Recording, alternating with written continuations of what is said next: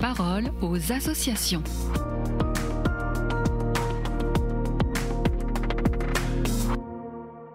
Alors, comment aller à la rencontre de ceux qui vivent dans la rue? C'est le thème de la parole aux associations d'aujourd'hui avec la Société de Saint-Vincent-de-Paul. On en parle avec Valériane Maître. Bonjour Valériane. Bonjour Agnès. Alors, vous êtes la rédactrice en chef d'Ozanam, le magazine de l'association, et la maraude est l'une des actions évoquées régulièrement dans vos pages ou sur les réseaux sociaux. Pour quelles raisons? Eh bien Agnès, parce que c'est une action qui parle et qui met particulièrement en lumière le travail des bénévoles. L'autre jour, Sébastien, jeune maraudeur à Paris, me racontait qu'en maraude, on essaye d'adoucir un peu la rudesse de la vie dans la rue. Sébastien, il vient du Sud, il a la trentaine et il habite Paris depuis quelques mois. Il a découvert l'équipe de bénévoles de la Société de Saint-Vincent-de-Paul implantée dans sa paroisse et il s'est spontanément porté volontaire pour faire des maraudes. Et de nombreux jeunes rejoignent nos rangs comme ça. À Lyon, Georges se désolait, lui, de voir autant de familles qui dorment sous les ponts. Il a eu envie d'agir et donc il s'est rapproché de l'équipe de bénévoles de la Presqu'île pour organiser une maraude 1 ou 2 soirs par semaine. Alors comme Sébastien, Georges, il a eu envie de donner du sens à son engagement en accord avec ses valeurs et sa foi.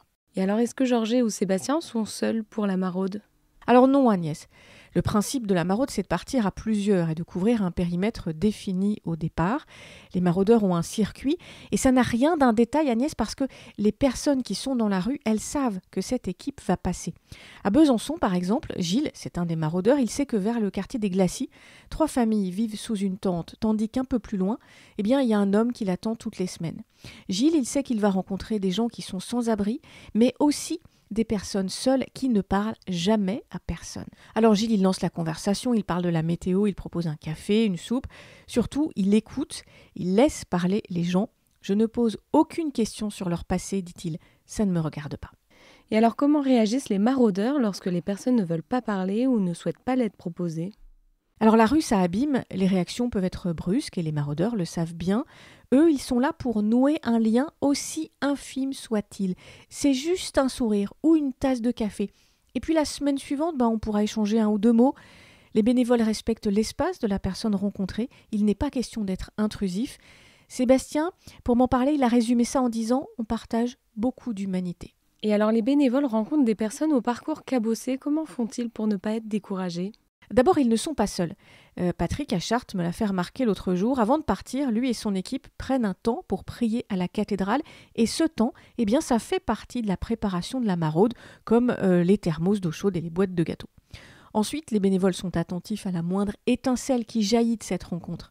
Ma récompense, dit Sébastien, c'est le sourire de tous ces gens. Il m'a raconté l'histoire d'une jeune femme enceinte qui vit à la rue et malgré sa situation, elle reste joyeuse et heureuse de voir l'équipe arriver. Elle leur a même donné un surnom. Les maraudeurs, elle les appelle les petits Jésus.